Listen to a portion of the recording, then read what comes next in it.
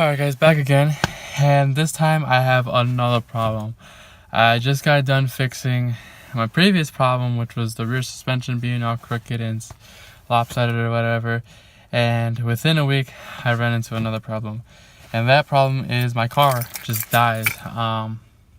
So once I start up the car, it like revs up to 1000 RPM, but it kind of like tweaks out a little bit, and then the RPMs just keep dropping and dropping until the car dies. Or if while I'm driving it, if I come up to a stop and I'm in neutral or something, and I'm not giving it enough gas, it will die. So I asked around in the forums what that could be. Some people are saying that it could be the crankshaft positioning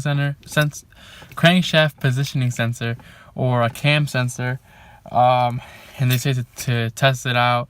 And the way they said to test it out with a multimeter, which is, I don't know what the heck that is. Probably something that, it sounds like something to check for voltage and power and stuff like that. And I don't have that tool. I don't have the tools necessary right now to do that.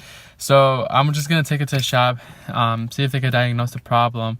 And I don't want them to do anything to it yet. I just want them to tell me the problem, and if it's something that I can do on my own, like if it's just switching out a sensor and doing that is easy, then I'll just buy the sensor and switch it out myself here. But if it's something a lot more complicated where I don't have the necessary tools, then I'm just gonna have to pay for the shop to fix it.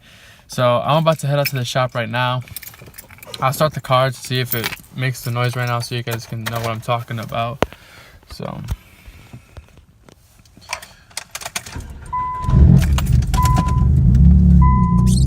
you guys can see how it just kind of like went up and down a little bit, and then it'll stay around there for a couple seconds, and then it drops. When it's warm, when the engine's warm, it'll stay there for a couple seconds and then it just drops. So yeah, I'm gonna drive it over to the shop right now and see what they have to say. So I got back from the shop and they told me that my air filter was really soaked in water. I run a cold air intake that sits like right in front of my tire, so the tire probably could have been shooting up water, or I could have just sucked up a lot of water into the cone. So therefore the cone is soaked in water, which is suffocating the engine. So what I'm gonna do right now is I'm gonna take the filter off and take it inside to my dorm and have it dry there. So you can see right here, like the intake is here. So all I have to do is loosen this bracket that's over here, right there, and take it off and then dry it off.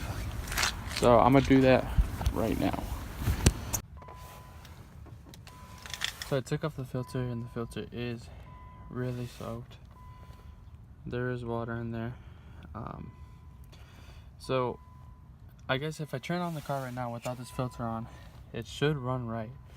So I'm gonna test that right now, and hopefully that's the only issue. So here we go.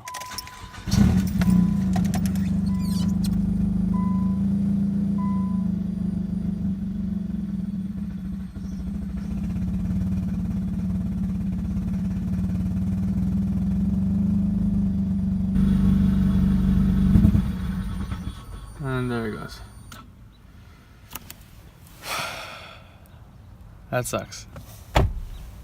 Another problem. I'm gonna have to take it back to the mechanic, and see what else it could be wrong. They checked for any engine codes. It wasn't throwing an engine code, but on the scanner said it was a O2 sensor. I've already replaced, I believe it was the downstream sensors twice. And before that, when I replaced them, all I was doing was shooting code, but it wasn't acting like this. So I don't know what we're gonna do now. So just stay tuned, see what happens, and see how I fix this car.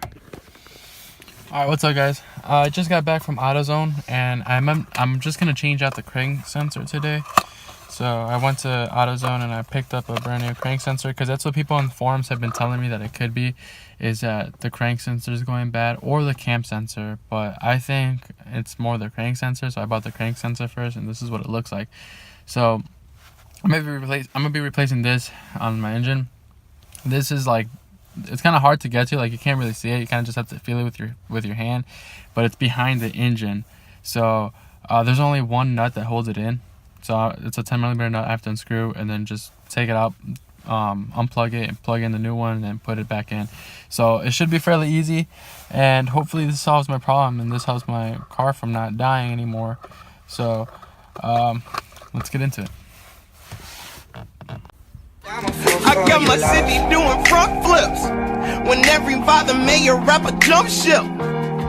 I guess that's why they call it where I stay. Clean up the streets so my daughter can have somewhere to play. I'm the blueprint to a real man. Some of these niggas talk, they testing for a deal, man. Alright, so I got the old sensor off. This is what it looks like. This is the new one.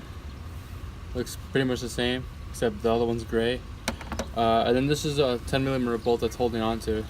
So I'm gonna just swap out this new one and hopefully it goes in good. Okay, so now I have to find the hole where the sensor goes in, because I can't really find it and it's kind of bad. So I'm kind of just feeling around and looking for the hole. I ain't going to hell or the hill, man. For my real fans, I got caught up with a little Zan. Can stop me, but slow me though. Yeah, nigga. Alright, moment of truth here. If it is the crank sensor, then this should work good.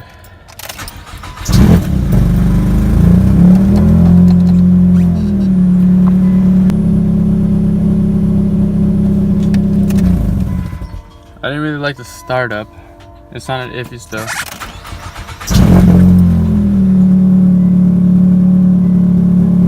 That one sounded a little bit better.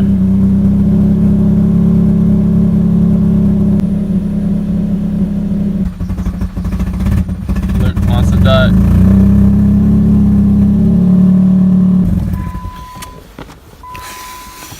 So it's not the crank sensor.